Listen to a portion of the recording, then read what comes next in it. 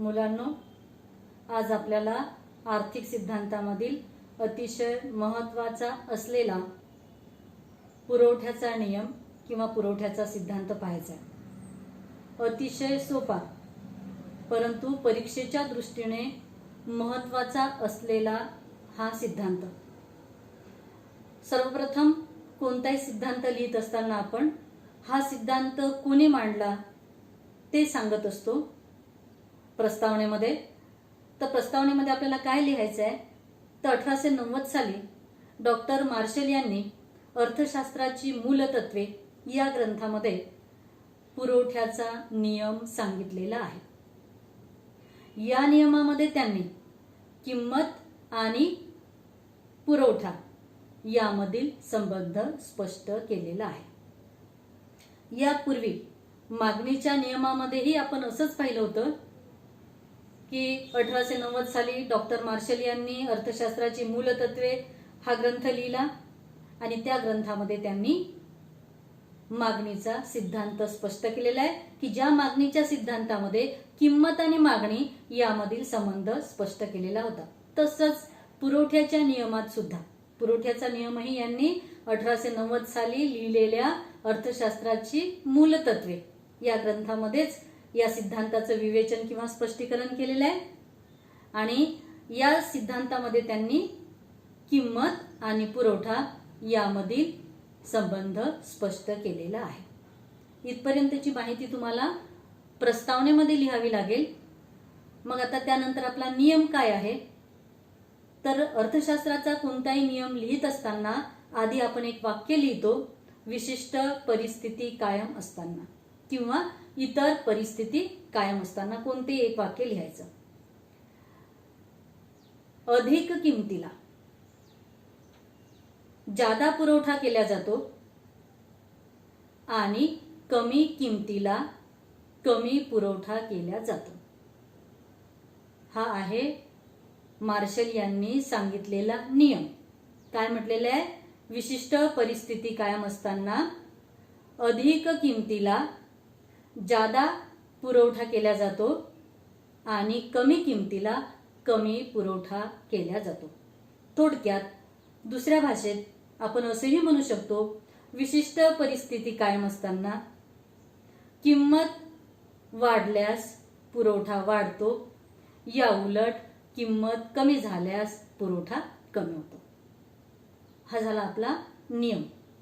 मग आता पुढे आपल्याला काय सांगायचं आहे की या नियमावरून आपल्या काय निदर्शनास येते किंवा काय दिसून येते हे आपल्याला पुढच्या लाईनमध्ये आपल्याला लिहावं लागेल, जे तुम्हाला चूक बरोबरसाठी रिकाम्या जागेसाठी महत्त्वाचं असतं आणि ते वाक्य आहे किंमत व पुरवठा यामधील संबंध। वरील नियमामध्ये आपल्याला काय दिसून येतं की किंमत आणि पुरवठा यामधील संबंध कसा आहे, समस्वरूपाचा आहे। किंमत आणि पुरवठा यामधील संबंध कसा आहे, समस्वरूपाचा आहे। समस्वरूपाचा कसा आहे म्हटलं आपण, का म्हटलं, कारण किंमत वाढली तर पुरवठाही वाढतो आणि किंमत कमी झाली तर पुरवठा सुद्धा कमी होतो। म्हणजेच किंमत व पुरवठा यामधील संबंध समस्वरूपाचा असतो। हे वाक्य अतिशय महत्त्वाचं।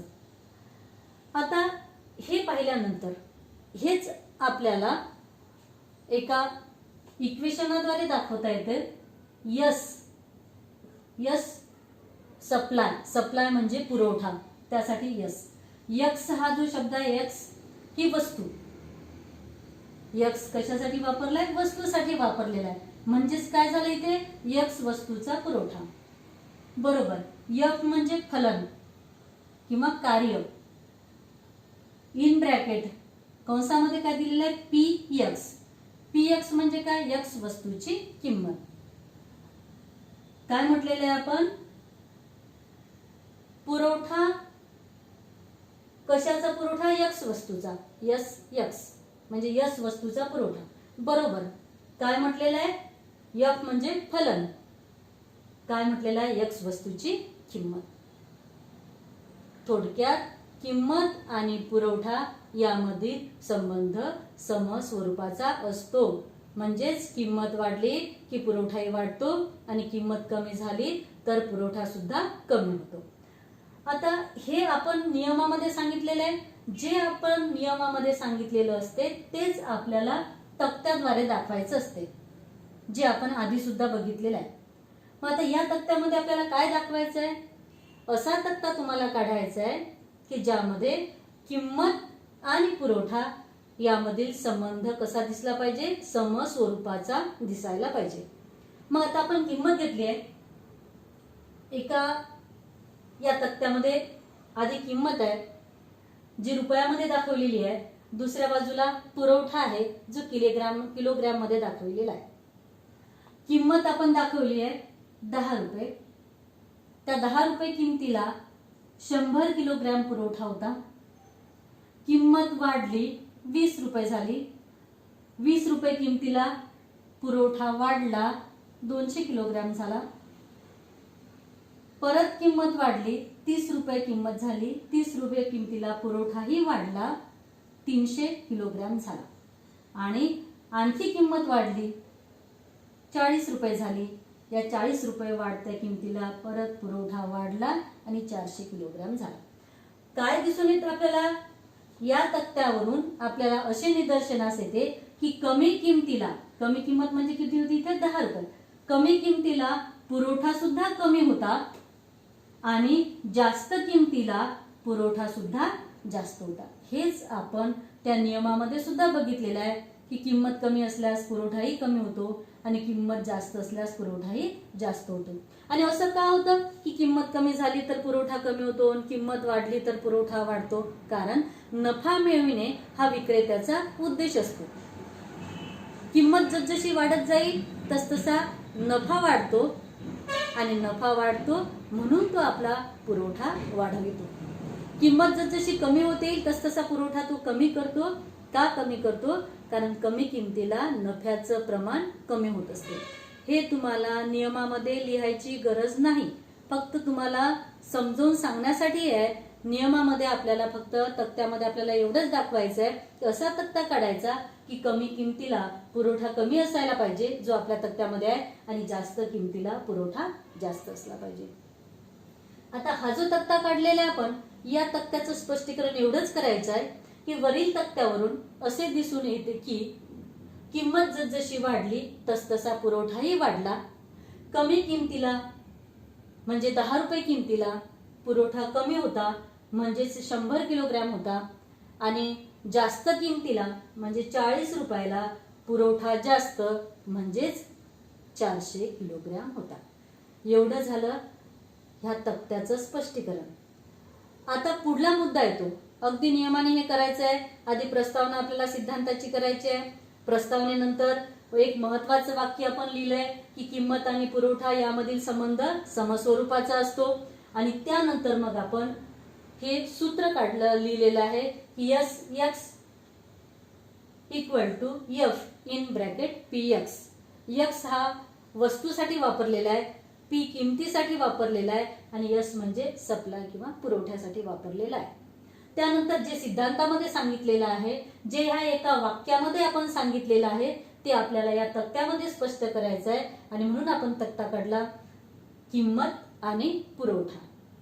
किंमत 10 रुपये, 20 रुपये, 30 रुपये आणि 40 रुपये असलेल्या किमतीला आपण पुरवठा दाखवला 100 किलोग्रॅम, 200 किलोग्रॅम, 300, 400.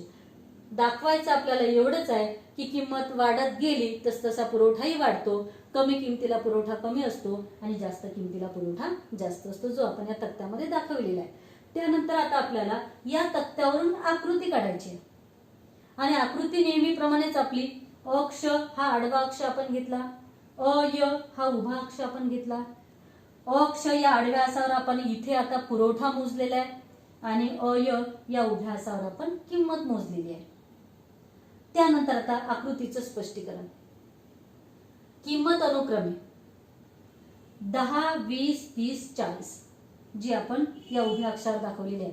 किंमत अनुक्रमे 10, 20, 30, 40 रुपये असताना त्या किमतीला असलेला पुरवठा अनुक्रमे अ, ब, क, ड या बिंदूंनी दाखवलेला आहे. हे बिंदू जोडून जो वक्र तयार झाला त्याला पुरवठा वक्र म्हणतात, ज्याला आपण नाव दिलं प. हे बिंदू जोडून जो प हा वक्र तयार झाला त्याला पुरवठा वक्र म्हणतात. आणि हा वक्र खालून वर जाणारा, हा वक्र खालून वर जाणारा म्हणजेच कसा आहे, धनात्मक उताराचा किंवा आकाराचा. हा शब्द जोड्या लावासाठी, रिकाम्या जागेसाठी, चूक बरोबरसाठी महत्वाचा. मागणी वक्र ऋणात्मक उताराचा किंवा आकाराचा असतो आणि पुरवठा वक्र हा धनात्मक आकाराचा किंवा धनात्मक उताराचा असतो. खालून वर जाणारा म्हणजेच धनात्मक आकाराचा किंवा धनात्मक उताराचा असतो. इथे आता आपला नियम काय होता ते आपण बघितलं. त्या नियमावरून आपण तक्ता काढला, तक्त्याचं स्पष्टीकरण आपण पाहिलं, तक्त्यावरून आपल्याला आकृती काढायची असते, आकृतीचं स्पष्टीकरण आपण बघितलं. आणि त्यानंतर आता या सिद्धांतामधला एक महत्वाचा मुद्दा राहिलेला आहे, तो म्हणजे गृहीतके. गृहीतके किंवा गृहीत परिस्थिती. प्रत्येक सिद्धांतामध्ये आपल्याला ही गृहीत परिस्थिती लिहावीच लागते, कारण आधीच आपण एक वाक्य लिहिलेलं आहे, इतर परिस्थिती कायम असताना. म्हणून पेपरमध्ये विचारो न विचारो आपल्या सिद्धांताचा शेवट आपण गृहीतानेच करायचा. आता गृहीतके कोणती आहे, तर या सिद्धांतामधलं पहिलं गृहीतक आहे उत्पादन खर्च स्थिर किंवा स्थिर उत्पादन खर्च. पुरवठ्याचा नियम सिद्ध होण्यासाठी पहिली परिस्थिती आवश्यक आहे आणि ती म्हणजे उत्पादन खर्च स्थिर असायला पाहिजे, म्हणजेच उत्पादन खर्चामध्ये बदल होऊ नये. उत्पादन खर्च जर बदलला तर नफ्याच्या प्रमाणात बदल होतो आणि नफ्याचे प्रमाण बदलले म्हणजे पुरवठाही बदलतो. म्हणजे आपण नियमामध्ये काय म्हटलं होतं की किंमत कमी झाली तर पुरवठा कमी होतो आणि किंमत वाढली तर पुरवठा वाढतो. पण जर किंमत कायम आहे पण उत्पादन खर्च बदलला तर किमतीत बदल न होताही पुरवठा बदलतो. म्हणून इथे काय म्हटलेलं आहे, स्थिर उत्पादन खर्च किंवा उत्पादन खर्च स्थिर. पहिली गृहीत परिस्थिती किंवा पहिलं गृहीतक आहे उत्पादन खर्च स्थिर असायला पाहिजे. स्पष्टीकरण फक्त एवढंच लिहायचं आहे की पुरवठ्याचा नियम सिद्ध होण्यासाठी किंवा खरा ठरण्यासाठी उत्पादन खर्च स्थिर असायला पाहिजे, उत्पादन खर्चात बदल होऊ नये. उत्पादन खर्चात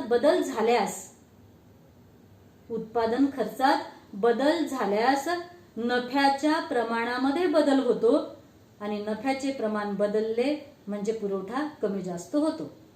म्हणून काय असायला पाहिजे परिस्थिती, स्थिर उत्पादन खर्च असायला पाहिजे.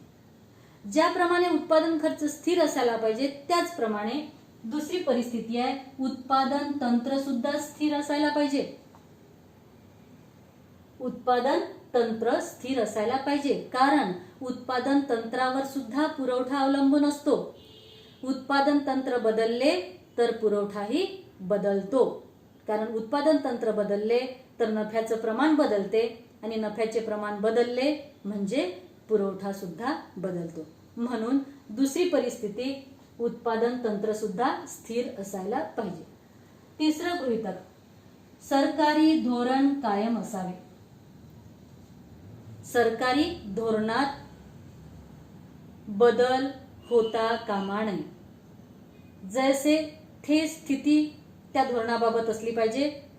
व्यापारी धोरण असो, सरकारचं कर विषयक धोरण असो, ते कायम असेल तरच आपला नियम खरा ठरतो. म्हणून तिसरी गृहीत परिस्थिती आहे सरकारी धोरण कायम असावे. त्यानंतर पुढलं गृहीतक आहे वाहतूक खर्च स्थिर असावा. वाहतूक खर्चात बदल होता कामा नये. वाहतूक सुविधा चांगल्या उपलब्ध असतील, जलद उपलब्ध असतील तर पुरवठा वाढतो किंवा त्या सुविधा सुविधांची परिस्थिती प्रतिकूल असेल तर पुरवठा कमी होतो. आणि असं होऊ नये, कमी किमतीला पुरवठा कमी झाला पाहिजे आणि वाढत्या किमतीला पुरवठा वाढला पाहिजे, असं जर व्हायचं असेल, पुरवठ्याचा नियम खरा ठरायचा असेल, तर त्यासाठी वाहतूक खर्च सुद्धा स्थिर असायला पाहिजे. कारण वाहतूक खर्चाचा परिणाम नफ्यावर होतो आणि नफा बदलला की पुरवठा सुद्धा कमी जास्त होतो. त्यानंतर पुढलं गृहीतक आहे, भविष्यकालीन किमतीचा अंदाज कायम असायला पाहिजे. भविष्यकालीन किमतीचा अंदाज म्हणजे काय की पुढे काही महिन्यानंतर, काही दिवसानंतर त्या वस्तूच्या किमती कशा राहतील याबाबतचा विक्रेत्याचा अंदाज, म्हणजेच भविष्यकालीन किमतीचा अंदाज, तो सुद्धा कायम असायला पाहिजे. हा अंदाज कायम असेल तरच आपला पुरवठ्याचा सिद्धांत खरा ठरतो. मग आता ही झाली या सिद्धांताची गृहीते. इथे आपला हा सिद्धांत संपला. परीक्षेमध्ये पुरवठ्याचा नियम स्पष्ट करा म्हटलं तर इथपर्यंत आपण लिहायचं आहे, गृहीत परिस्थितीपर्यंत लिहायचं आहे. पुरवठ्याचा नियम गृहीतासह स्पष्ट करा असं जरी म्हटलं तरी आपल्याला सिद्धांत इथपर्यंत लिहायचाच आहे. पण कधी कधी प्रश्न असाही येतो की पुरवठ्याचा नियम अपवादासह स्पष्ट करा. अपवादासह स्पष्ट करा असं म्हटलं म्हणजे त्यामध्ये अपवाद लिहावेच लागतील. परंतु असं जरी असलं तरी गृहीतेही आवश्यक असतातच. जरी अपवादासह स्पष्ट करा असं म्हटलं तरी आपल्याला गृहीतेही लिहावीच लागतात. हे अगदी मनामध्ये ठाम ठसवून घ्या की प्रत्येक नियमामध्ये आपल्याला गृहीते विचारो न विचारो ती लिहावीच लागतात.